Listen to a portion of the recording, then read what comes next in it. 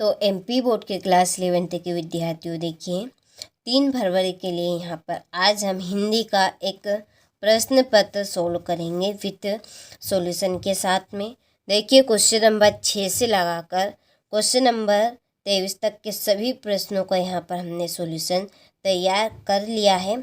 तो इस वीडियो में हम इस प्रश्न पत्र का फुल सॉल्यूशन देखेंगे साथ में। तो चलिए वीडियो को हम शुरू करते हैं और बढ़ते हैं प्रश्न की ओर। आपको बहुत ही धैर्य और शांतिपूर्वक अच्छे से इन प्रश्नों को कंप्लीट करना है, ठीक है।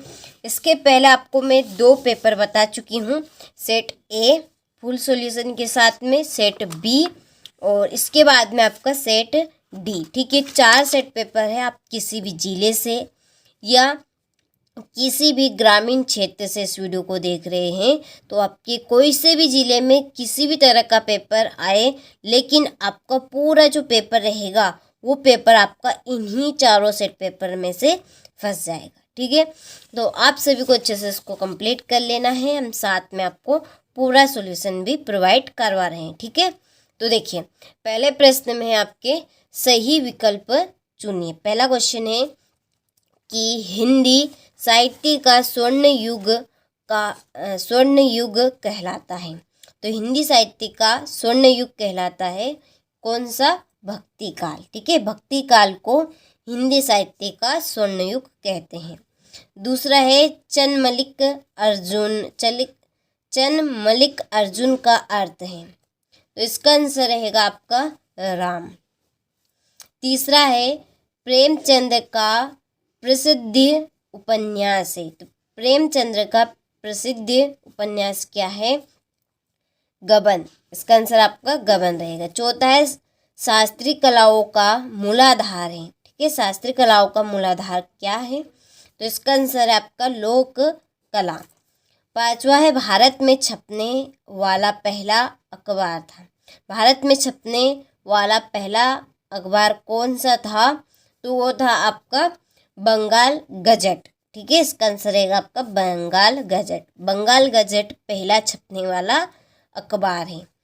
इसके बाद में है छठा, रचना के अनुसार वाक्य के भेद होते हैं। रचना के अनुसार वाक्य के भेद आपके होते हैं, ठीक है, 3। कितने होते हैं? 3 होते हैं। तो ये इसका राइट आंसर रहेगा। देखिए ये जो प्रश्न पत्र है आपका, ये इंग्लिश मीडियम वाले और हिंदी मीडियम वाले दोनों के लिए हैं। तो आप सभी को अच्छे से इनको कंप्लीट करना है, क्योंकि बहुत रिसर्च और कॉन्सेप्ट के अनुसार हमने ये प्रश्न पत्र आपके लिए खास तैयार किए हैं, ठीक है। देखिए रिक्त स्थानों की पूर्ति कीजिए। पहला है कि राजनीतिज्ञ जनता को बड़े बड़े डेटाबेस दिखाते हैं। तो राजनीतिज्ञ जनता को बड़े बड़े क्या दिखाते हैं? सपने दिखाते हैं, ठीक है।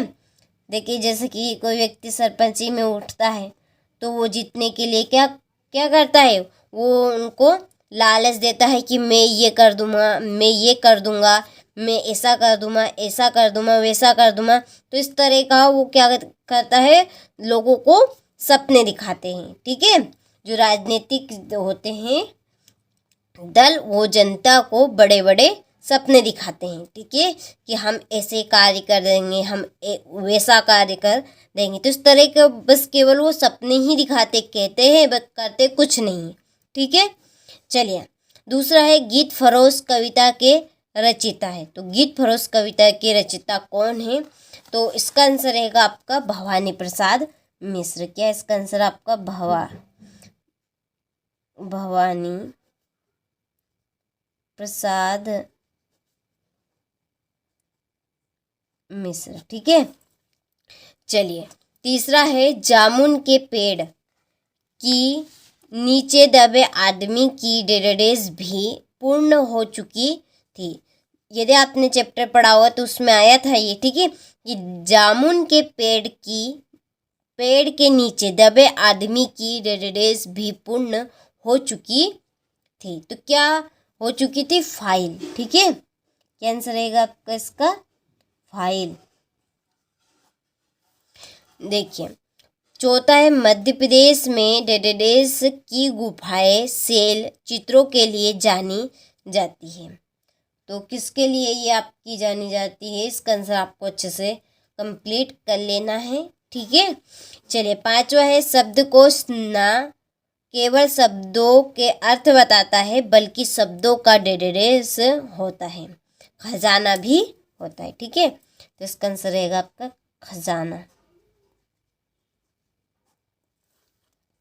6 है डेटाबेस के 2 भेद महाकाव्य और खंडकाव्य। तो किसके 2 भेद है, खंडकाव्य और महाकाव्य? तो ये है आपके प्रबंध काव्य के।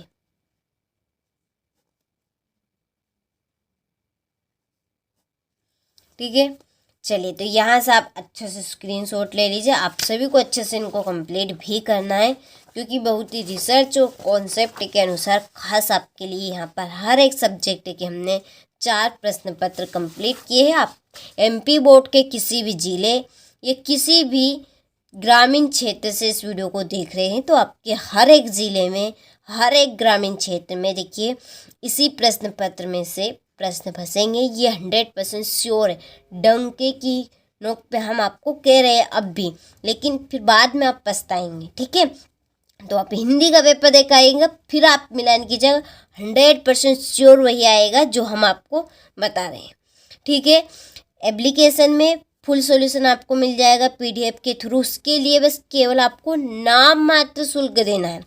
नाम मात्र शुल्क में आपको हर एक सब्जेक्ट की, ठीक है, सॉल्यूशन के साथ में पूरी PDF अच्छे से, ठीक है, अच्छे से मिल जाएगी, ताकि आप शांतिपूर्वक उनको कंप्लीट कर सकें।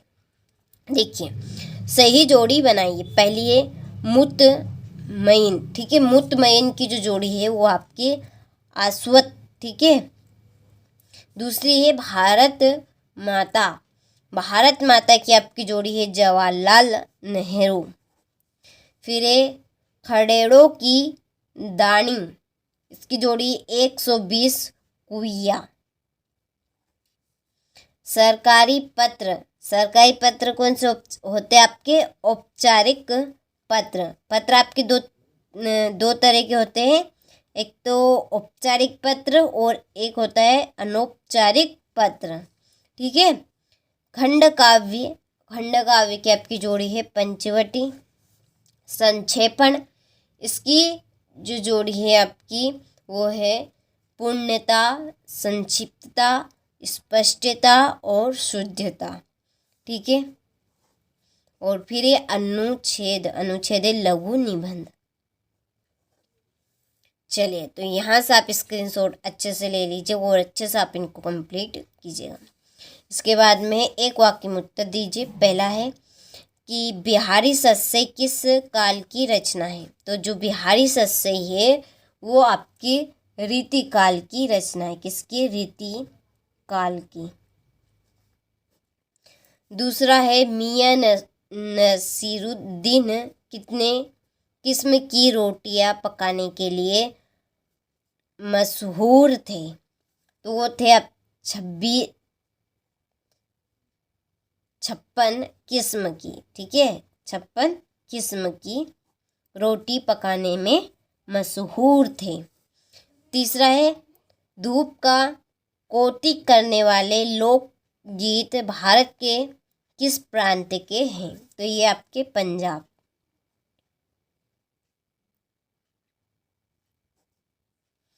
चलिए, चौथा है कंपनी उम्मीदवार को किसके आधार पर चुनती है? तो सवृत्त के आधार पर चुनती है।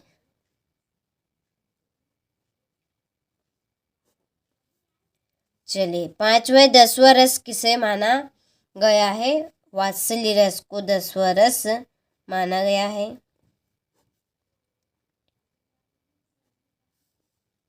छठा है रोला छंद में यति कहाँ होती है? ठीक है, रोला छंद में यति 11 और 13 मात्राओं पे होती है। ठीक है, 11 और 13 मात्राओं पर यति होती है, यानी कि यति का यहाँ पर मतलब है ये पूर्णग्राम। इस तरह से पूर्णग्राम आपके, ठीक है, छंद में आता है। युग्म का अर्थ क्या है? युग्म का अर्थ है आपका जोड़ा। ठीक है, जैसे कि शुभ लाभ, लाभ हानि हो गई।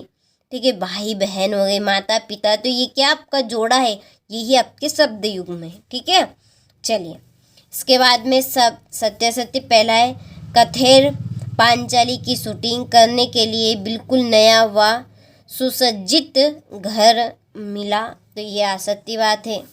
दूसरा है आपका बंटी तथा महाभोज उपन्यास मनु भंडारी की प्रसिद्धि के स्तंभ है, तो ये आपका सत्य है। तीसरा है बेबी के कुल 2 बच्चे थे, तो ये असत्य है। चौथा है फ्लैशबैक, ठीक है, तक वह तकनीक है जिसमें भविष्य में होने वाली घटना को दिखाया जाता है, तो ये आपका, ठीक है, ये आपका असत्य है। क्या है आपका? ये असत्य है। और रस को काव्य की आत्मा कहा जाता है, तो ये बात बिल्कुल राइट है। ही, तो, भी, तक आदि निपात शब्द है, तो बिल्कुल ये राइट आंसर। आँख मीच के ये आप सत्य इसमें लिख दीजिएगा। ठीक है, चलिए इसके बाद में क्वेश्चन नंबर 6। ठीक है, प्रगतिवाद कविता की को ही 2 विशेषताएं लिखिए। ठीक है, देखिए यहाँ पर है आपकी प्रगतिवाद की 2 विशेषताएं। शोषितों के प्रति विद्रोह एवं शोषितों के प्रति सहानुभूति। दूसरी है सामाजिक यथार्थ का चित्रण। तीसरी ईश्वर के प्रति अनास्था का भाव। चौथा है नारी के प्रति मुक्ति का स्वर। ठीक है, 2 की जगह 4 लिखिए हमने एक्स्ट्रा। ठीक है, ये आप इसका ये अथवा भारतेंदु युग की 2 प्रवृत्तियों बताइए, तो राष्ट्रीयता की भावना, सामाजिक चेतना का विकास, अंग्रेजी शिक्षा का विरोध, और चौथी है विभिन्न काव्य रूपों का प्रयोग। ठीक है, अच्छे से बहुत ही शानदार तरीके से हमने, ठीक है, लिखा भी है और पीडीएफ भी अच्छे से कंप्लीट की है। एप्लीकेशन पे आपको फुल सॉल्यूशन इस प्रश्न पत्र का मिल जाएगा। आप एप्लीकेशन तक कैसे पहुंचेंगे, डिस्क्रिप्शन में हमने नंबर दिए हैं, आप कॉल कर लीजिए। कॉल करने के बाद आपको पूरी जानकारी मिल जाएगी, फिर आपको भटकने की ज़रूरत ही नहीं पड़ेगी। और परीक्षा से रिलेटिव कुछ भी पूछना हो तो वो आप साथ में पूछ सकते हैं। ठीक है, तो देखिए 8वां हिंदी के 2 प्रमुख कहानीकारों के नाम और उनकी रचनाएं लिखिए। स्त्री के चरित्र की बनाई धारणा से रजनी का चेहरा किन मायनों में अलग है। ठीक है, शास्त्रीय गायकी से आप क्या समझते हैं? अंतः व्यक्तित्व संचार का आशय स्पष्ट कीजिए। काव्य की परिभाषा देते हैं उसके भेद। व्यंजना शब्द शक्ति को उदाहरण सहित स्पष्ट करना है। और यह आपका 14वां प्रश्न है। ठीक है, तो आप सभी को अच्छे से इन प्रश्नों को कंप्लीट कर लेना है। 18वां क्रिकेट खेलने के ऊपर 2 मित्रों के मध्य संभावित संवाद लिखिए। इसमें अपठित गद्यांश से 19वें प्रश्न में आपका ये रहा। ठीक है, बाकी का इधर है और ये उसके प्रश्न है जो कि इसी को पढ़ के आपको इसी में से करने हैं। ये अथवा है और ये अथवे के आपके प्रश्न हैं। इसके बाद में ये 20वां प्रश्न है। ये आपका 21वां प्रश्न है जिसमें ध्यान से संदर्भ प्रसंग व्याख्या करनी है। ये उसका आपका अथवा है। चलिए इसके बाद में 22वां प्रश्न, इसमें है एक आवेदन पत्र और 23वें प्रश्न में आपका निबंध रहेगा। ठीक है, तो ये मैंने आपको पूरा प्रश्न पत्र बता दिया है। आप सभी को अच्छे से इसको कंप्लीट करना है। इसके बाद में हम इसका देखिए सेट डी देखेंगे। ठीक है, ये आपका सेट डी रहेगा, आखिरी सेट पेपर रहेगा, तो इसको भी हम अच्छे से कंप्लीट करेंगे जिस तरह से हमने सेट सी कंप्लीट किया है। चलिए तो मिलते हैं आपसे अगले वीडियो में।